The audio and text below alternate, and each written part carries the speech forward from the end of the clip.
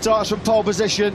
Just wonder whether Losail Spargo might have had some kind of late pre-race problem. It looks like he's got away. 23 degrees ambient temperature. They could not have picked better conditions to get endless here. Since 2014, Suzuki have never had a podium here before. Will the 8 months or so. Who will be the king of Qatar here tonight? Well, we're about to find out as the riders sweep through a championship in history. It looks like the most unpredictable. Moto GP has it all. Indeed it does.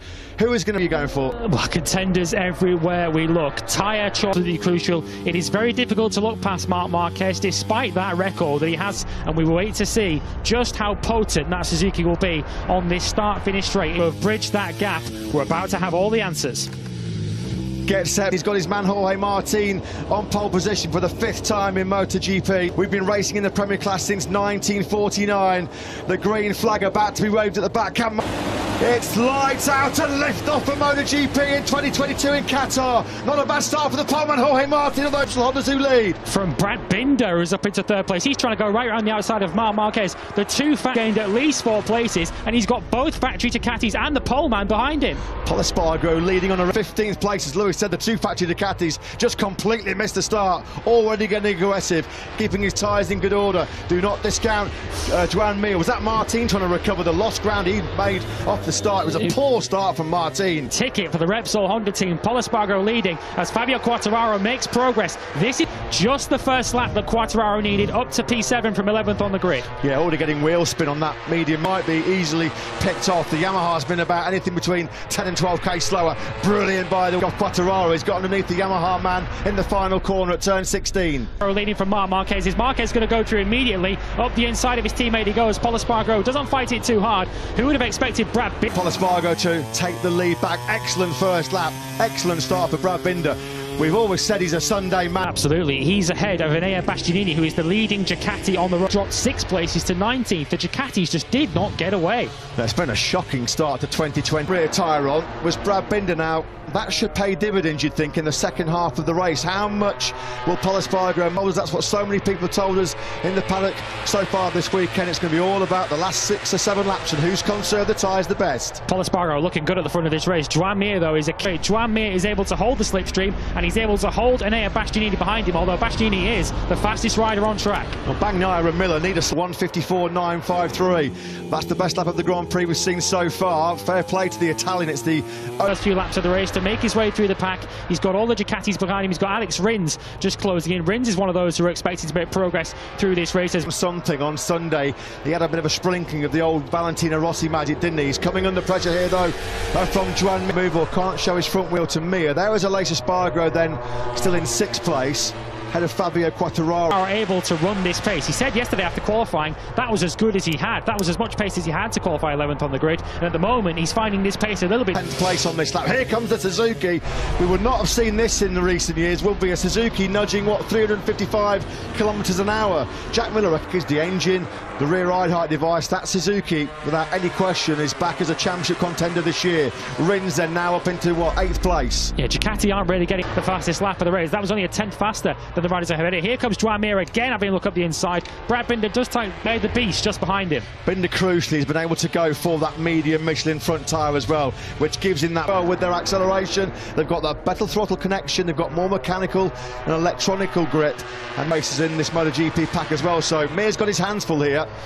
Yeah, a bit of a queue now for him behind Spargo. Marc Marquez did show a wheel, of course, early on in the race. Involved at the front. We'll have to wait and see. Fabio Quartararo still starting to get a little bit detached. He's got Pecco Bagnaia closing in on him. Ducati. Spargo's not getting away here. He's not trying to get away as well. So he's just managing this pace. He's very, very wary, very conscious about her in 3rd place. Mir 4th. There's not been too much overtaking in this lead group. They all seem pretty happy to hold station right now and just let the tyre. Expect him to come good in the end of the race. A little bit wide there for Joan Mir as he comes under pressure from Enea Bastianini. But yeah, we're in a bit of a holding pattern. Good start at all. He's down outside the points in 16th. Yeah, a bit of a horror show as well on the opening night here for Jack Miller. It hasn't. Last year, of course, all the gossip and speculation about his future place in the factory Ducati team with hungry young riders like Martin and Bastian. Year-old Ducati power trying to blitz past a Suzuki. What? A Ducati can't blitz by a Suzuki on the start-finish straight here in Qatar. That just shows you clear evidence. That is not what we expected to be saying. Bastianini's having another look. This time he is going to get it done on Joan Mir, who's eased aside into turn 4. Bastianini, he's always had that pace late in a Grand Prix, but he seems to be making his move a little bit earlier. Taki Nakagami. Likewise, Frankie Morbidelli on his factory Yamaha start in 2022. He's down in 17th. He'll have the inside line and he eases by Marc Marquez on the brakes into the first corner.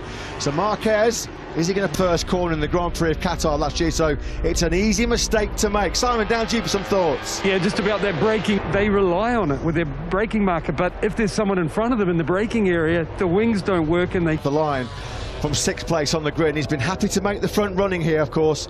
There's been missed opportunities, hasn't there, in the past of Paul Espargaro from Brad Binder, still there in 2nd place. Bastianini in 3rd, Marquez 4th, then it's Mir.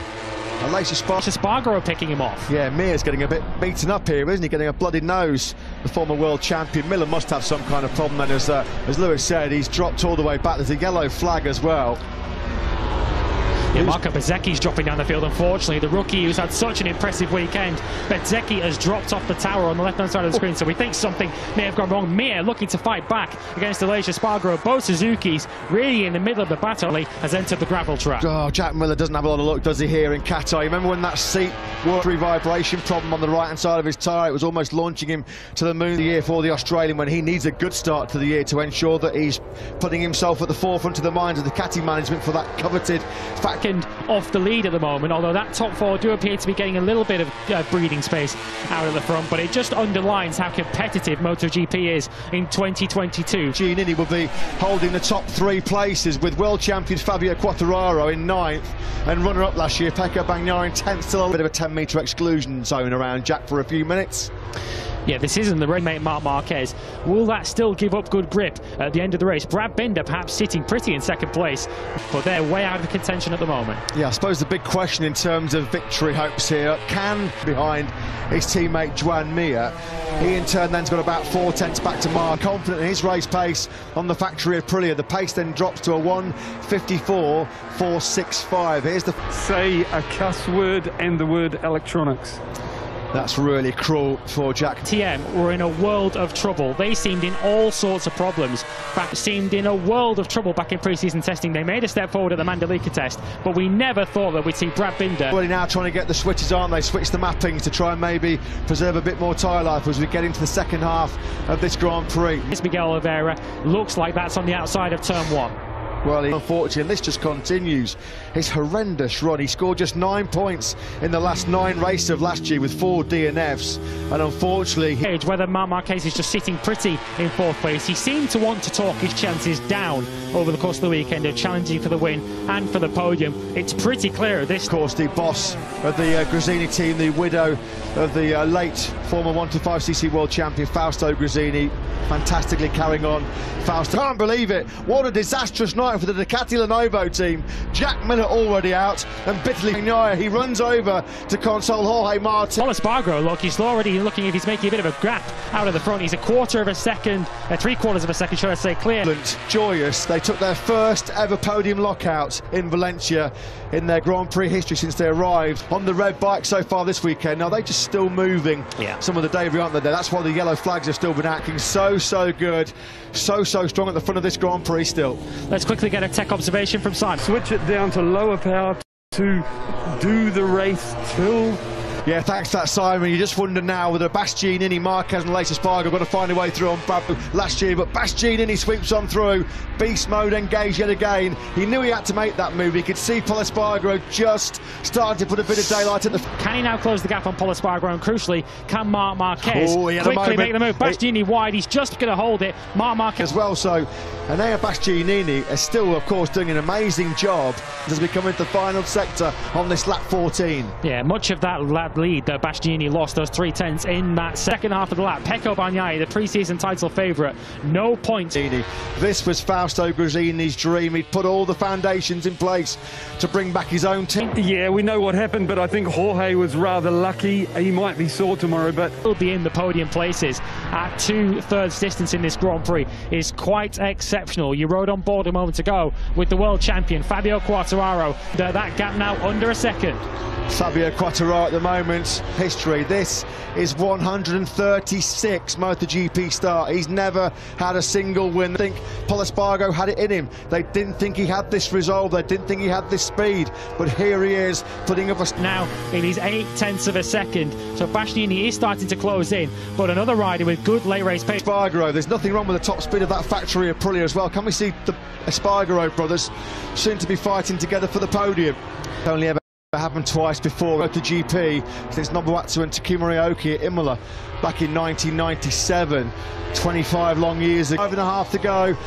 Binder at the moment looks like he is able to streak away from Marc Marquez. Here comes Aleix Espargaro up the inside and he leaves an elbow on Marc Marquez. Giannini, we talked about it so many times last year. He was the master of tyre preservation. How many times did he come from so far back? He's just set the fastest lap of the fence. Pol Espargaro trying desperately to cling on here to what will be a famous victory.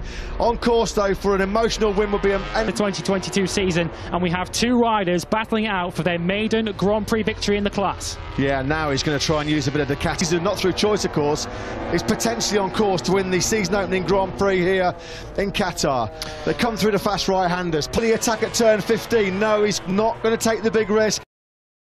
It just looks... A shake from the nose of that Honda for Pol Espargaro as he came round turn 14, but here is where we expect them straight past Pol Espargaro. Can Pol Espargaro get back past? Does he have any grip on the brakes to get past? No. Bastianini gets his stop to Pol Espargaro. In fact, runs wide. Brad Binder's in second. Pol Espargaro's got back on in third. He's just managed to hold up his brother, but yeah, now, what an emotional win this would be.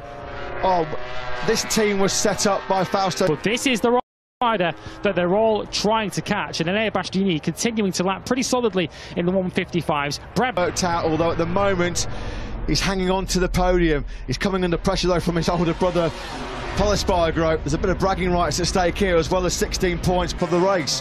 A 154.6, that was 0.8 faster than Fabio Quartararo. So Quartararo actually might lose. On this final lap is between the two Espargaro brothers. Here they are. Pol Espargaro running in third position. And he hopes behind him. The tears are already flowing. We can't underestimate MotoGP. He loved and lived for racing, and there his Enea Bastianini has what, just over 5.3 kilometres to go between him. Lose this one. Brad Binder though, second place incoming for the first Grand Prix of the season for the factory kit. Enea Bastianini on the Gresini Racing Ducati, the year-old GP Ducati 21. He threatened this when he topped the top. Right the way down to the checkered flag, but only 2 more corners to go. Enea Bastianini just needs to keep it smooth. Reign supreme in the Middle East. What an emotional victory for Enea. Espargaro does indeed hang on for third spot. Aleix Espargaro takes fourth. Did get Quartararo on the last lap. We'll just pause for a moment. At garage. Tears start flowing, and you can understand why. What an incredible former team boss at Fausto Gresini, the man who gave him his big break in Grand Prix racing as a Moto3. History made on the